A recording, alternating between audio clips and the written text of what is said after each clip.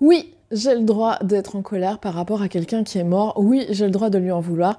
Est-ce que ça va faire de moi une mauvaise personne? Non. Est-ce que ça va enlever l'amour que j'ai pour cette personne? Non. Pourquoi je vous dis ça?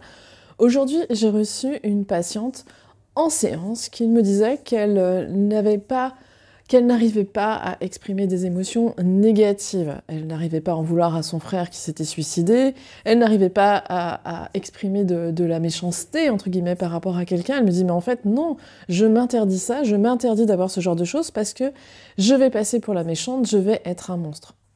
Résultat des courses, comme tout ce qui ne s'exprime pas s'imprime, chez cette patiente, ça s'est traduit comment? Par des douleurs abominables au niveau du ventre, par des maux de tête et par une prise de poids qui n'arrêtait pas de s'arrêter.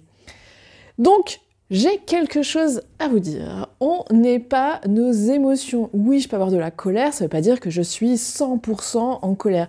Une partie de moi a le droit d'être en colère, une partie de moi a le droit d'être envieuse.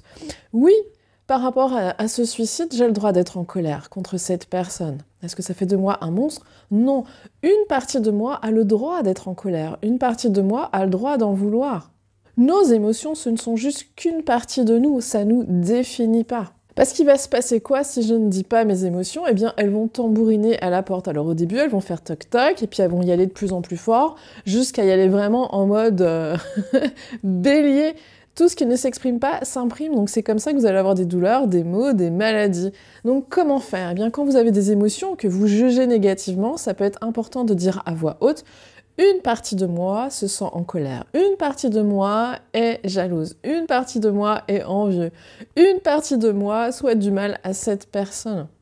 Plus vous allez exprimer vos émotions, plus vous allez exprimer ce qui est à l'intérieur de vous, plus vous allez vous libérer physiquement et mentalement. Alors dites-moi, quelle est l'émotion qui est la plus difficile pour vous à exprimer?